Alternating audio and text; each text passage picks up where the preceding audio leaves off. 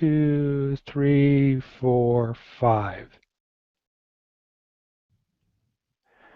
Great, so we are live now. Hello, hi, I'm Mike from All Things 3D, plus I also run a company called Slow 3D Creators, and I've created a product called 4Eyes.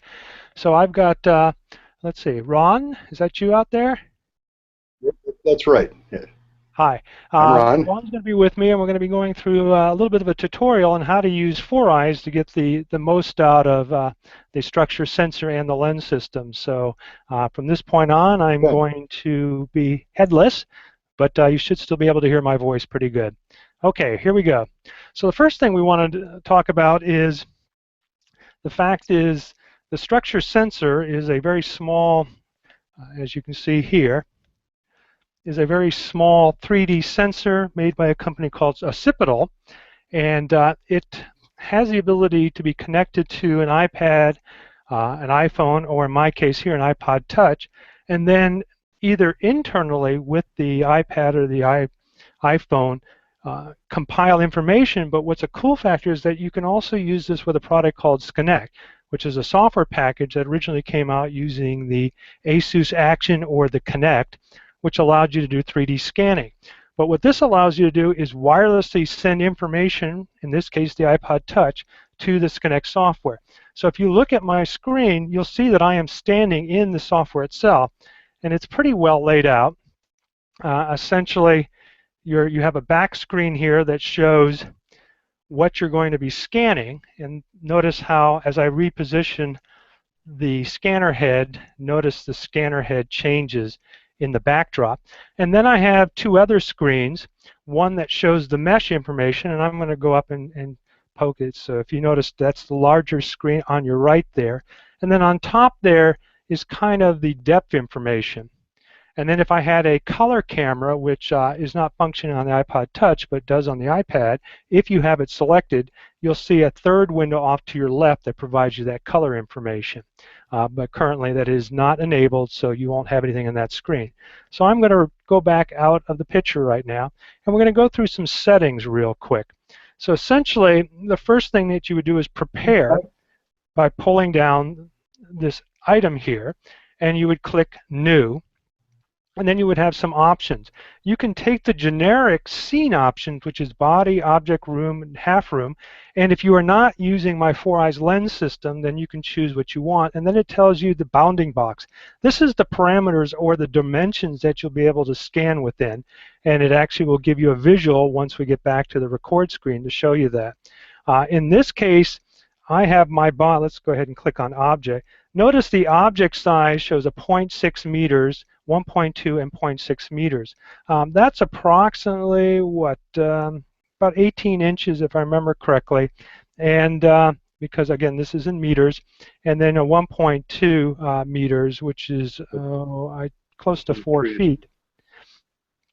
And if you look below it, you have an aspect ratio as well. Normal makes all of these dimensions exactly the same, so you have a cube, or you can multiply the height by 2, which gives us the 1.2 meters. This is great for doing bodies, and I will click back on the body, which will give you a 1 meter width, 2 meters height, which is a little over 6 feet, and then 1 meter in depth.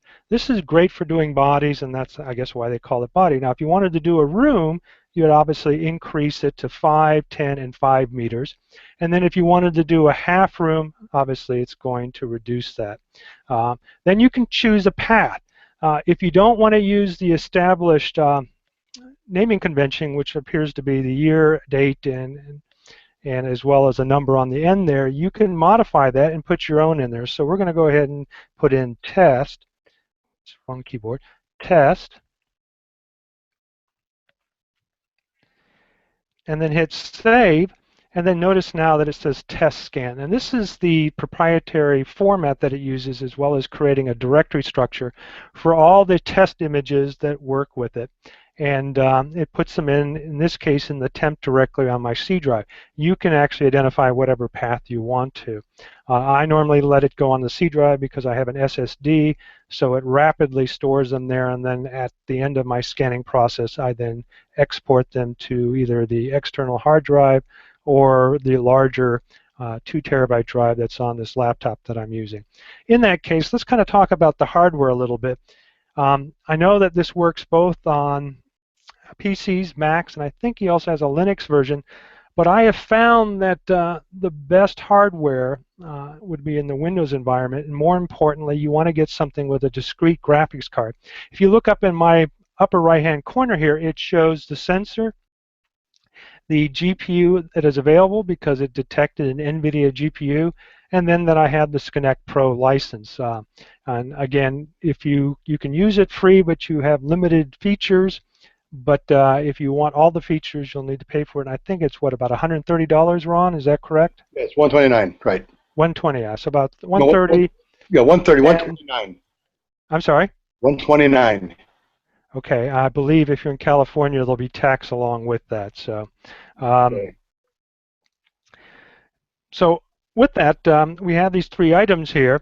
And in this case, I have all of them. I also am using the structure sensor, and it's showing that I have an uplink connected, meaning that I have a Wi-Fi connection between my iPod Touch and the software here.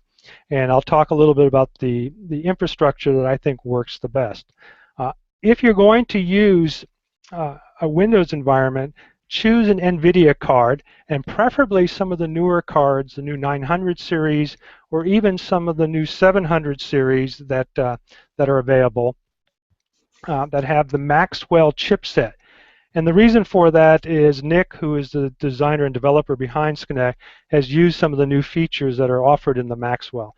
And the good thing is the 700 series, I want to say it's the 760, 750, has some good low power performance issues, not issues, benefits, where it takes less power in your machine, and actually has more CUDA cores than some of the earlier models. The CUDA cores are important because that's what they use in order to do the mathematics in order to create the mesh alignments.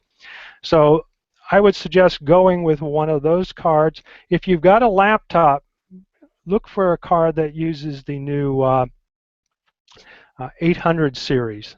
I think that's the 830 or 850 on up, which is what my laptop here has. Again, it uses the new Maxwell series of NVIDIA graphics chipsets for low power and, again, better performance.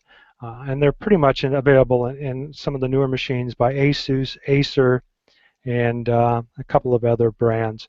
I personally have an Asus, which has a 15-inch HD screen, and it costs me about $1,000. It does not come with an SSD, so I had to upgrade it myself. But for $1,000, that was a fairly easy upgrade, as well as putting a little more RAM into it. More RAM, the better, I guess. I've got 16 gigs in this, but you can probably get by with 8 gigs. On the Macintosh side, part of the problem with the Airs and the MacBook Pros, unless you go with a discrete card, is that they are only using the Intel HD graphics set. And even some of the newer machines that Mac offer are using the newer Intel graphics set.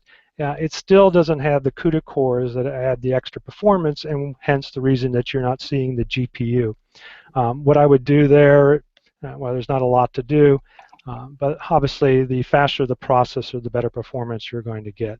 But again, I recommend, in this case, working with a Windows machine.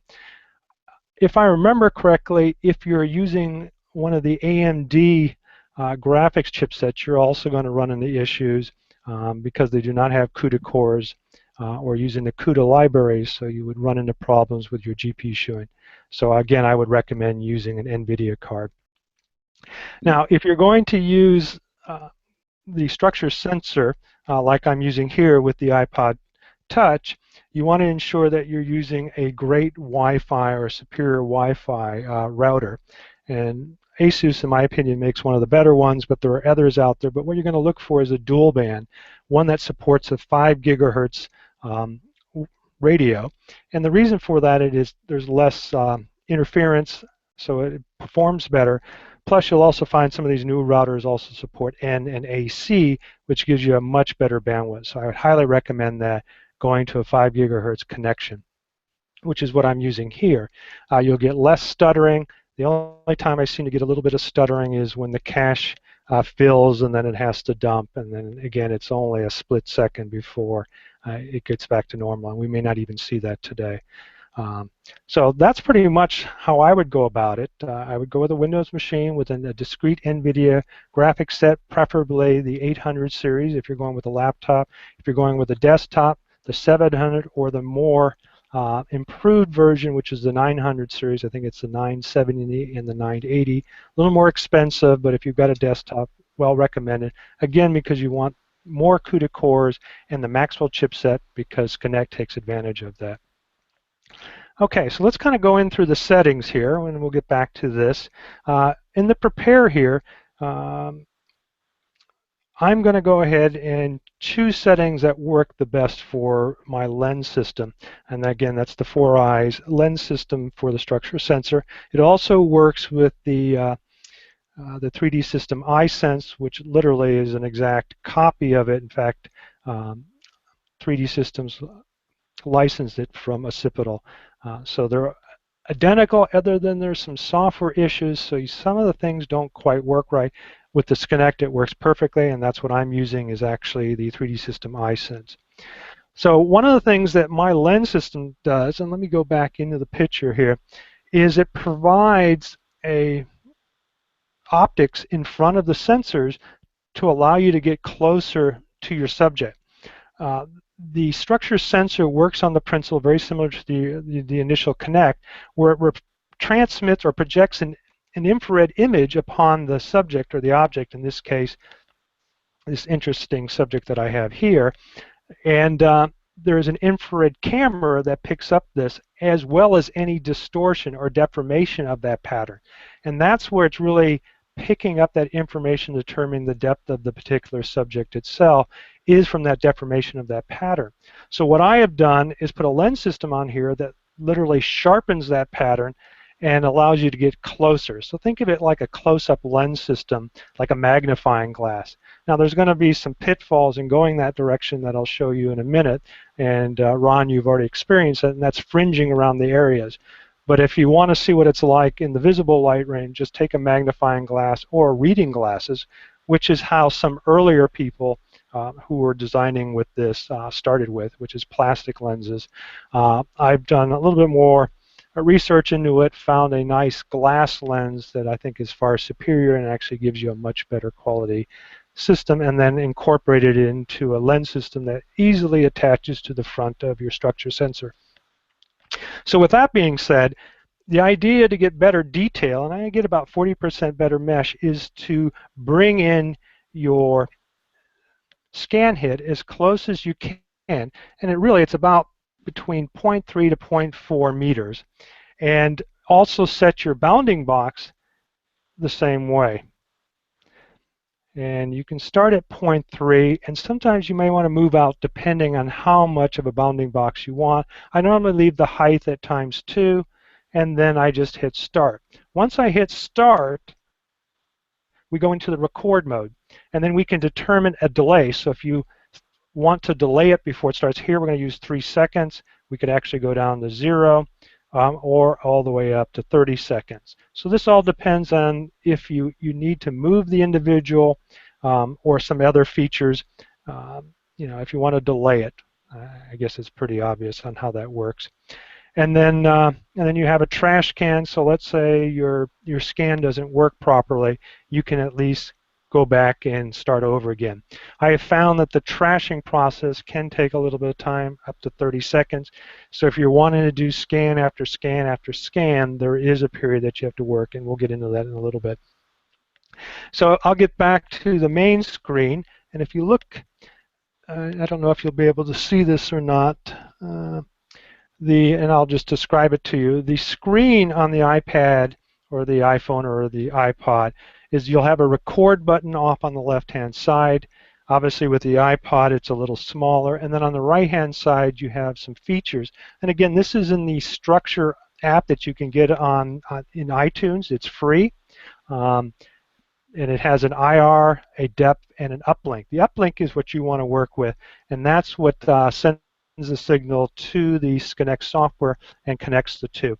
And like I said, I've already done that already. Again, make sure that you're on the same Wi-Fi network and using a decent router to get the best performance. So with all that being said, I can now pretty much use visual cues. And if you notice the screen here, as I move in, my color shifts. Notice it's blue, and as I get closer, it goes to green, and then finally red. Once I move out of the range, notice it goes black. So what you want to do is get an optical range, or not optimal range, optimal positioning so that you see red. And if you're using the iPad or the iPhone, you'll also see the same colored screen. So Ron, what are you working with? Are you using an iPad? I'm using an iPad mini. Okay, so you're using the iPad mini. So you're already familiar with the screen. So right now we're green, so this is not appropriate. So I want to move in closer. Mm-hmm. Okay, and notice that it paused there. Again, that was the cache that filled, and then it emptied it, and we could have some issues. Or it could have been other bandwidth issues or bandwidth congestion on the network. I would suggest isolating your router. In fact, I have a separate router specifically to do this. They're cheap enough now. You can get a nice dual band for, I think, $60. So I would recommend doing that and isolating your traffic. Try not to use the same router that you're using for all your internet usage. But again, getting back to this, we want to make sure that we're showing red. But notice lower down we're showing green. Kind of ignore that. Concentrate on the area that you want the most detail. Another thing too, if you're doing faces, you may have seen people start out in front of the object. I don't recommend that. What I found is sometimes, depending on the size of the nose, it could extend too far and it creates some distortion. So I try to start at an angle and make sure I encompass the whole nose. Obviously the skull here does not have a nose.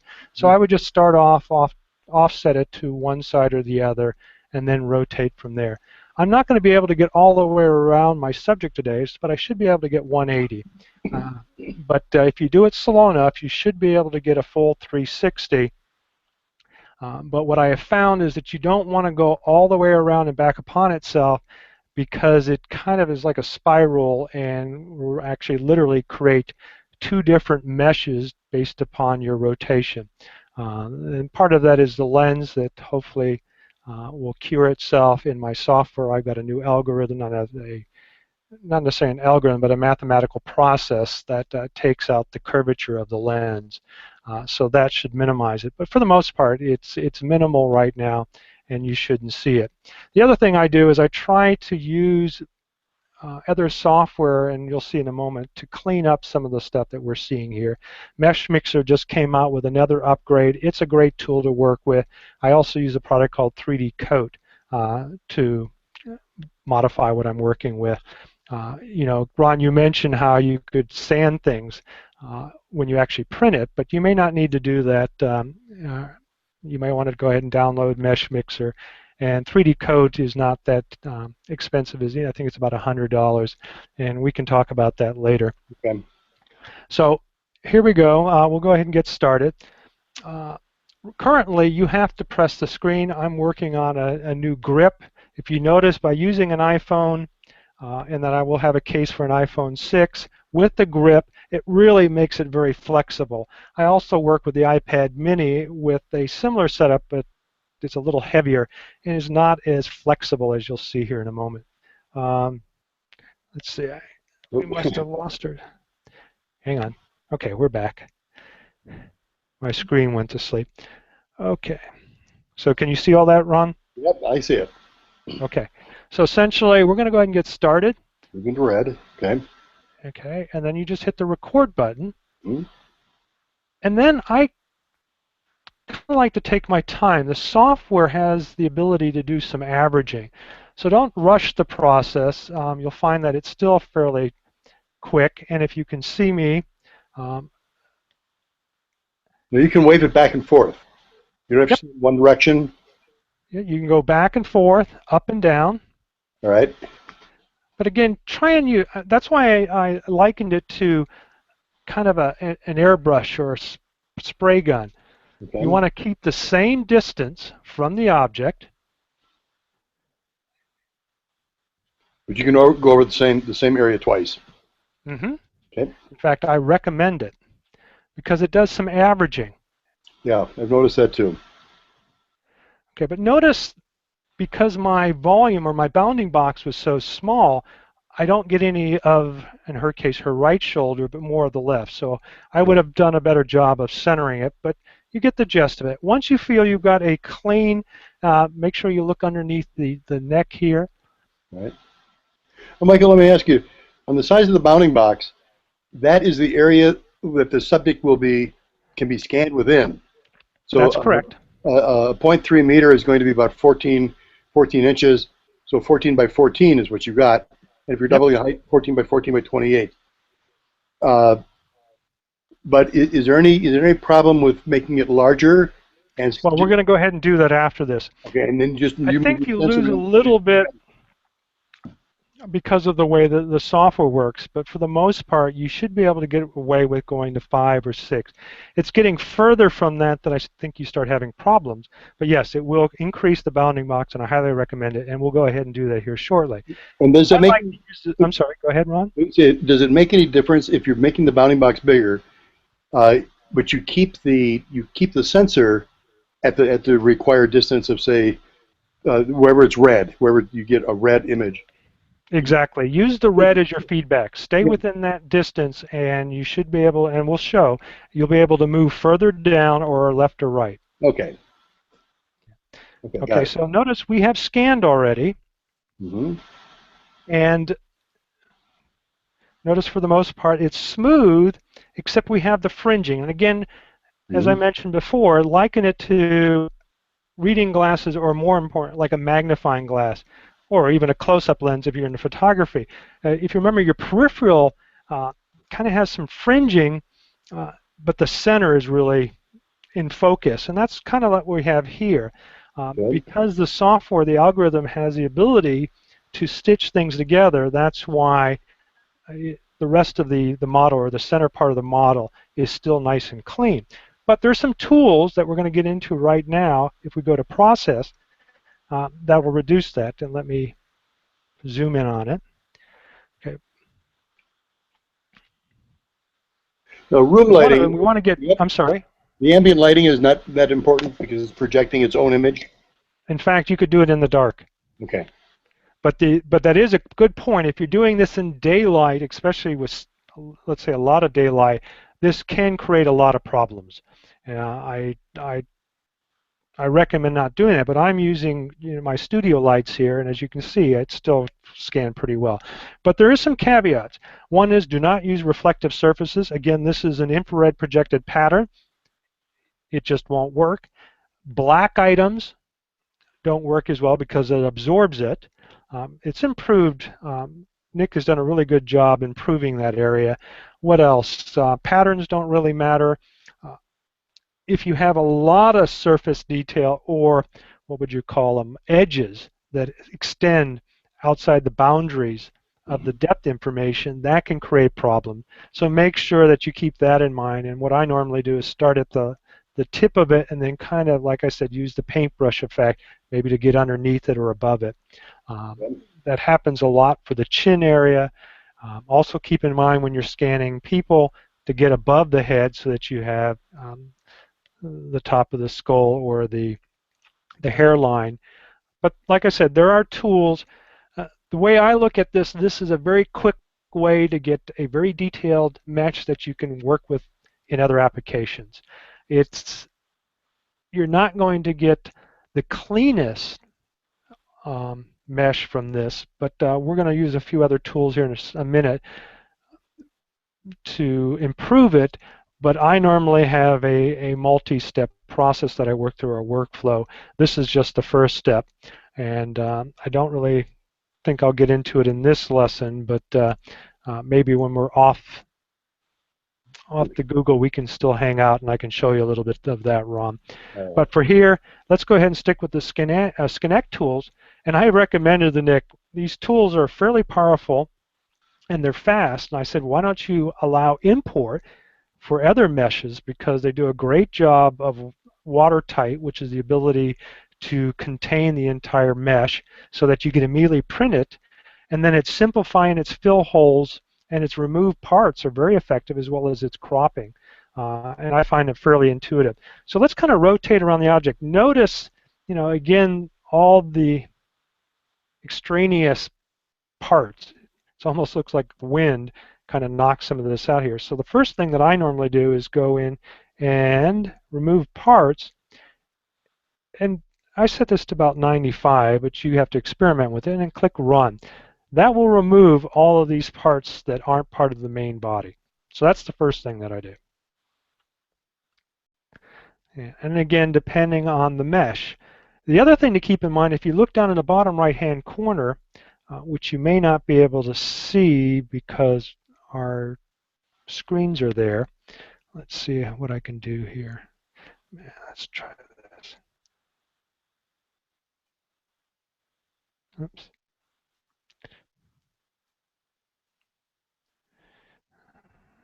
There.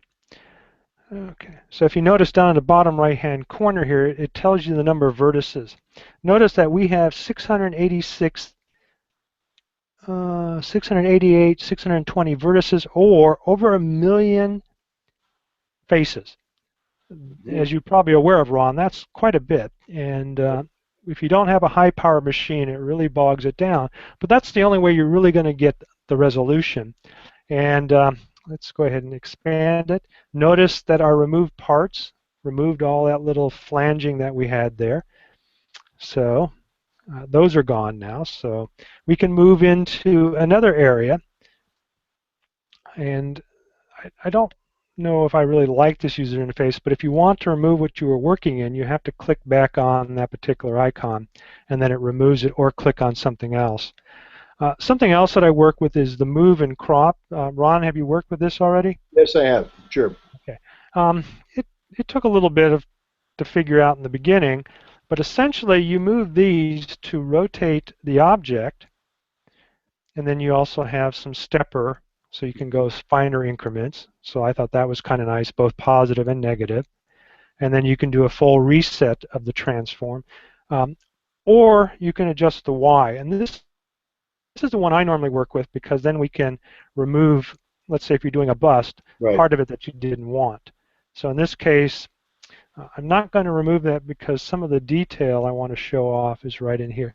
Something else that I found pretty cool, in this case I didn't do it on both sides, but let's say in a woman's dress, and this one has not necessarily a low plunge, but you'll notice if you scan properly, you can actually see some of the detail within the boundaries. Let me zoom in this particular area here. So it's kind of neat if you take some time. You can, like down in the skull itself, if you look up in this area. But notice that I still had issues with the neck area. And part of it is the way that the scanning system works. Yeah, you're sometimes asking too much of it, but the watertight mechanism works pretty well, or the algorithm works pretty well here. So I'm going to go ahead and bring this down, and then do the crop to ground. So remember, everything is based upon the blue ground plane here. And again, this is going to vary depending on the performance of your machine. I think the something really worth mentioning is that the reset button. That's like the undo key. Yes, Like yeah, that's a very good point. Once it does it, Talking about the reset transform or the reset in the main menu? The reset up at the top of the menu, I think. Yeah, and actually I want to get to that in a moment. It is an undo, but it's a, what would you call it, a gross undo. It takes you back to the beginning. If you really screw up, yeah. So it actually it'll take you back to the beginning and not just your last undo step. So kind of keep that in mind. But there are ways to get around that. Maybe I'll jump into it. Let's say before we started any of this, you can always go to your share and do a save. So if you haven't done it, and then you can save different versions of it. That's the old Photoshop. If you screw up, I'm sorry? The old Photoshop 3 technique. Yeah, exactly. So maybe you should suggest to Nick to maybe a little bit more with that undo feature, but at least it's there. All Yeah. right, so now we've cropped it. We've taken care of most of the extraneous faces. So let's go ahead and look at some of the other things. Uh, so we did the move and crop, removed parts, and then we can do fill holes. We can either use the fill holes, which has the same watertight algorithm, or we can do an open hole or closed hole, which provides some unique opportunities to work with them. And then I'm sorry. I didn't say anything. Oh, I'm hearing myself. It's not in my own head. Okay, so but you also have some smoothing, which you have the very low is what I recommend for you to use. They normally have the default of medium, but I normally work with very low. Yeah, I did the very low. You can also set. Go ahead, Ron. I did the very low, and it did not. I did the very low and the low, and it did not remove any of the things that I was calling flaws. It didn't smooth it out. I had to go to medium before I got a decent result where it got a lot of rid of surface bumps. But you don't have a lot of surface bumps on yours, which is what I was getting. That was my problem. Like around your neck area is smooth, the clavicle area is smooth, the robe is smooth, even the skull, the surface is smooth. And mine was coming up with all kinds of bumps like pimples or mumps. And I had to smooth heavy. What I would suggest there is, as you notice when I was actually performing the scan, is take your time. Let the smoothing algorithm built into it averages it to take advantage of that. Okay. So again, I suggest using the very low, and then you can also set limits of where the smoothing or the hole functions work. I normally just leave it with none. And then we'll just use type here. Mm-hmm. And what it's going to do is fill in all the holes, including this neck area. But the problem with it is it doesn't really, it does a good job, but it doesn't really know the whole contour that it's working with. So it won't create a curve. It'll just pretty much go from point A to point B. Yeah, flat it out. Right. Flat plane.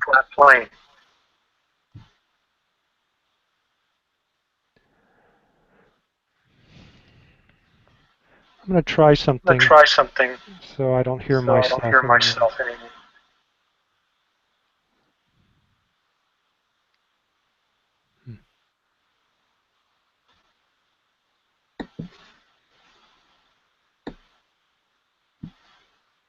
Testing. I wonder why we have an echo now.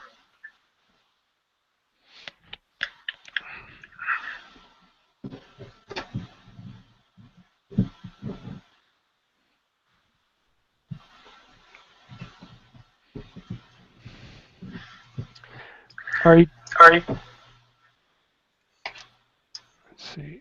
Are you using a separate mic and headset? Me? No, I'm just right through the computer. Okay. But I'm not talking. And mute mic for a moment. Actually, I'll do it.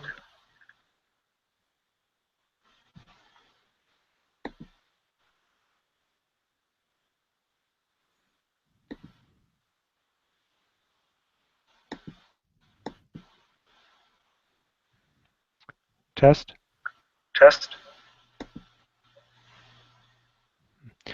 Ron, did you mute your mic? I did. Okay. Okay, so you're not hearing an echo on your end, right? No, I'm not. I just turned it back on. Nope. Well, I guess I'll just tolerate it.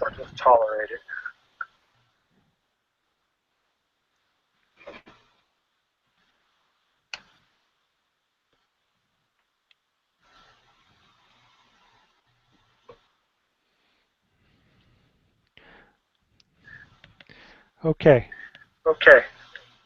Yeah, so while we were doing that, it filled in the area, but notice that, as I mentioned, even though we have a little bit of a contour, it pretty much goes from one point to the other. And if you look at underneath the neck, it didn't actually it didn't fill in this actually fill area in this here. area here. And why is that? Why wouldn't it do that? You'd have to talk to You'd have Nick. to talk to Nick. Okay. There's a couple of no, actually, there's probably a few different watertight algorithms. But it probably, you can see my cursor, probably took this point, and there's probably a curve to work with in order to fill it in across. Yeah. But I don't normally rely on this. Like I said, after this, I'll show you some techniques that I work with. All right. I use Mesh Mixer and I use 3D Code to do a lot of this manually. Okay, and if you notice, we still have some fringing on the edge here, but I don't worry about that either because I use the smoothing tool in either of those applications to smooth that out manually. Uh-huh. And we're talking about less than 5 minutes to do that. So it's not like there's a great deal of time that's associated with it. It's not automatic, but it does improve it. Okay, but notice that this scan here, we can do it again. Notice we actually show some of the indentations of the teeth cell. It looked like you had it better before. I saw more shadowing in the teeth. It's like you had better definition. You ran a smoothing on it. Yeah, you ran a smoothing on it. On the reset. Okay. That's part of the problem. I didn't notice anything. Oh, really? Yep. Huh. So again, there is in the watertight, even with the very little, there is still a little bit of smoothing. So you don't have to use the watertight here if you don't want to. Mesh Mixer as well as 3D Code have their own tools, so you don't necessarily have to use those if you don't want to. Mm-hmm. I'm sorry, you don't have to use the tool in Skanect. Okay. So in fact, I'll just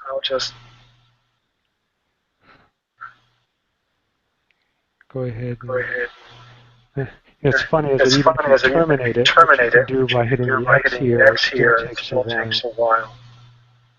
Now, if you had the color options, you could then colorize it, which is a neat feature, but it's vertex coloring. So literally, just assign a color to each one of the vertices. It's not the same thing as UV mapping.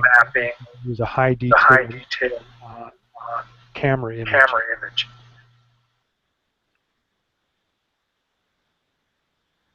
I'm running a scan as we speak. I put something on a turntable, which has got about 0.7 RPM. So it's scanning pretty slow. And most of it's coming in red. Yeah, if it's slow and it's able to keep up with it, that's all that matters. Yeah, once pretty it gets too fast, you don't stop. The problem with doing it that way is that you don't get any of the averaging. Yeah, I think this is pretty slow to do the averaging. It seems to. I'm just pulling the thing down here. I think I still get a lot of the. I still get a lot of bumps. Let me run through some of this stuff. Now, I can't use the reconstruct. On mine, I cannot use the reconstruct because of the. I've got a Mac, and the Mac I'm on does not have a GPU. And I also am running. You have yours set up in settings for frames, keyframes. Yeah, let's go back to that moment here. Okay, and that doesn't work on keyframes. Finishes. Yeah, I guess we can. So if you go to settings, here are some other features. Recording feedback. That's where the GPU is important, and then feedback quality. What are you using for feedback quality? High. I'm using high keyframes. Okay. And off and off. Just keyframe? Yeah, I think that's what you advised the first time, is to go for keyframes. It'll work on all frames. Yeah, if you can do all frames, do it. But again, if you don't have a GPU, you may not be able to keep up with the scanning process. The other thing is this QVGA here. I normally leave that off. Yep. And what that is that normally this the sensor, and I don't even know if it works on the structure sensor, but if you're using one of the other sensors, there's either a quarter VGA or VGA mode for the actual infrared camera. And if you put it on it reduces its resolution. Hmm. And then track loss detection, do you have that on or off? Those are both off. Okay. And then, as it mentioned also, do not select depth and color exposure of the GPU. Right, I've got a sit depth only. router. Okay. And then upload color gain, if you're not using color, you can kind of ignore that. And then if you wanted to see any type of error, you can open up the log file. To be honest with you, I don't even know how to... That you're using keyframes instead of all frames, correct? Yeah, right, that's the only difference. That and the lack of the GPU. I don't even know how to set this for a color. I thought, because it's not doing color automatically, and I didn't see any settings in there for setting color. Where do I set it on, turn it on? Using an iPad Mini. iPad Mini with a Retina, Okay. yeah. Once you turn on depth and color, when you do the uplink, you have color. Then you just go back to process and then click colorize. Oh, okay, I'm going to try that. So when I set up in settings, I will not have... Yeah, let me get out of the way here so you can see it. So down there in the color area, you just click colorize and then you get color. But I forewarn you, color is not very good. Oh, all right. But I won't worry about it because I'm going to print it anyway, and I won't be printing it in color. Yeah, and that's one of the reasons but you can get okay if you're a photographer. So if you've got good lighting, and I use soft lighting, I've got some soft boxes that I work with. So if you've got soft boxes, it just makes sure you have even lighting all the way around it. The problem that I found, and I should have brought it down here with me, I have an iPad Mini. I take two smaller LED lights and put little soft boxes over them, just like sleeves that normally go on a flash. And then I put one on each side of the iPad Mini and mount that all together. So that way my lighting moves with me. Because otherwise, you're normally the lighting's behind you, and you're going to pick up the shadows as you move in between as you're scanning. That makes sense. But if you're running it on a turntable like you are, then you can probably use 2 or 3 point softbox lighting as well. Right. And then you could pick up something. But it averages the color images, so it seems almost blurred. You can play with it. What I found is if you don't do a full scan, I try to limit my movement. Here, I'll show you. Just so I can do color with this, but I just kind of stay in one location, move very small increments, so that the standard RGB image doesn't have to average, which creates some blurring. And that gives you some better detail as well. And as mentioned, I use my little lens in front of the RGB camera to provide, like a close-up, a little bit sharper image as you get a little closer. So you were asking, just kind of bounce back. Can you change this to, let's say, I'm going to go to 5, which will give me a 1 meter height and then a half a meter in width. Okay. Do you lose any resolution? So let's see what happens here. Okay. So again, wait till you're in the red, then hit record.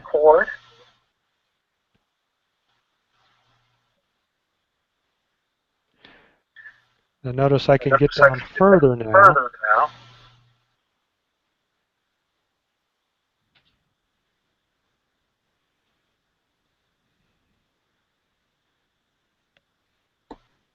Yeah, you're just providing nice smooth surfaces, whereas mine is very bumpy.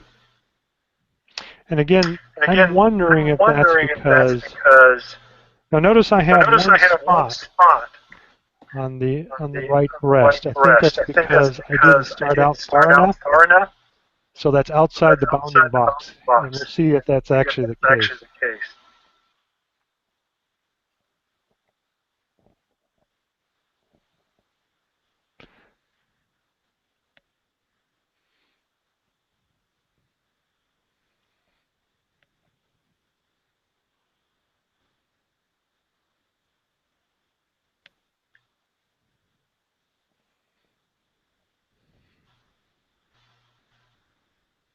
Is your your surfaces again are coming up with very nice, smooth, like smooth sculptures. You know, smooth plaster, and mine are looking like wet plaster, kind of globbed on. Very irregular surface, very look like cake frosting. You know, covering up a lot of details. And then if there's a rivet or a bump protrusion on something like there is in this model I'm shooting, that's just kind of almost blended into the base that the rivet's in. The little protrusion is in. So you don't get a distinct protrusion. You know, that could be That's the really a GPU. problem. Pardon? It could be the lack of a GPU. Could be, okay. I guess what we can do is turn it off and see if we can duplicate it. So Well, let's synchronize the frames here and then see what the results are. Yeah, I'd like to see what yours looked like if we're using a similar settings. Mm-hmm. That would tell me it's where my problem is. Okay. So I feel that the detail in the T isn't as distinct when we were using a smaller bounding box. But the advantage of 0.5 meter bounding box. We're going to probably have to finish up here soon. I had mine turning out the same problem. But let's see. But notice that we have half the body now. And if I would have gone all the way around, a fairly decent scan, maybe a little less resolution. You had to keep your camera, your sensor, the same distance as you were before for the first scan. That's correct.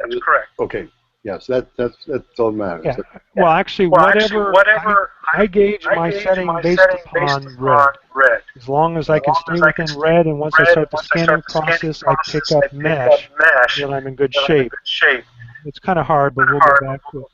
But notice the image out here has green and then red. If I see red, then I am outside the boundaries when I'm scanning. Okay, so as before, we would do remove parts.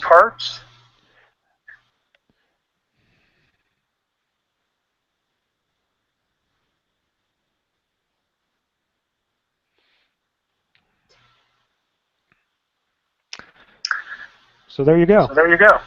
Mm-hmm. So again, you can export this. We'll go ahead and do that. Let's see, should I do that?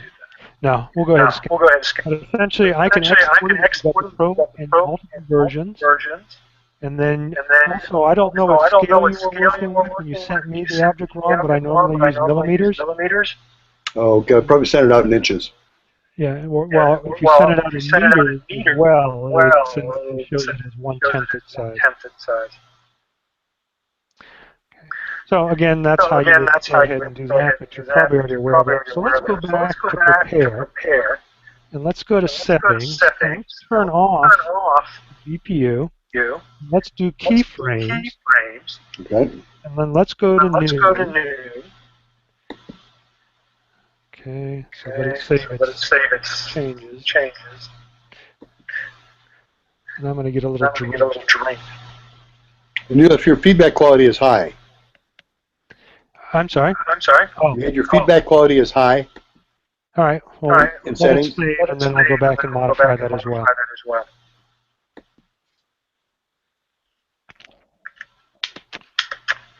And your new body or object? It looks like you might not do anything. I'm just going to stick with what I'm doing now. And I'll go back to settings. You have body. So feedback quality you had on what? High. Okay, you got high. What do you have it on? On high. Oh, you have it on high as well? I got it on high. Okay. So you have. Okay. So I think everything else is the same, right? Right, does the feedback quality, does that eat up CPU power? Yep. Okay, then if we put that on low, we'd have lousy feedback, but we still be devoting more power to capturing the image. Correct. we would just see a lousier image as we do it, like a low res pixelated. Well, you also Well, pick you up a also pick low-res up a mesh low-res as well. mesh as well. All right, Oh, so you let's do? go ahead and Let's go ahead start and this start and see this what and see happens. what happens. All right. So you went into body and about 0.6, I think, on body. Okay, so Okay, look at the so look difference. at the difference. That looks like much more what I'm getting. Okay. Okay. Yeah, okay. So it looks like the GPU. All right, well, let me All go right, well, let me back go and back change and one of the change one of the settings. settings.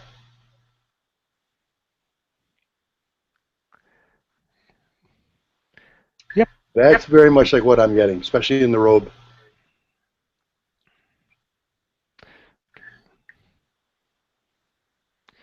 So let's turn Let's this turn into this all all gray. gray.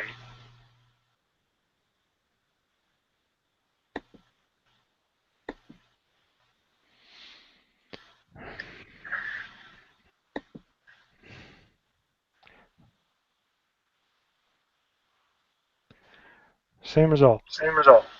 Mm-hmm.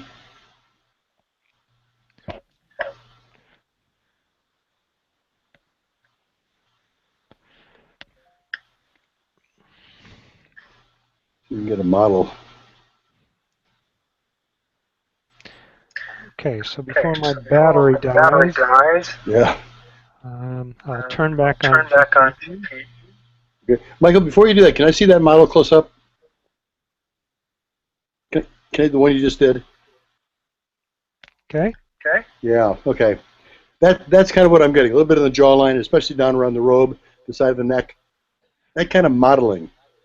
Yep. Plastery frosting look. Yep. No smooth Okay. surfaces. I just lost my Just lost machine. my machine. All right, I'm going to say to you before everything dies out, thank you so much for this demonstration. Yeah, let me go ahead and Let me stop go the ahead and stop the broadcast. Okay, broadcast. hi. Okay, hi. Again, this is Again, Mike this is Mike Balzer from All Balzer Things from All Things 3D and 3D Software and Software Creators. Creators. That was That was a what, about an about hour an hour length length demo demo using using the the structure structure sensor, four sensor, eyes, 4 and eyes, Skanect and software. I hope software. you enjoy it, Enjoy and it. thanks. Thanks.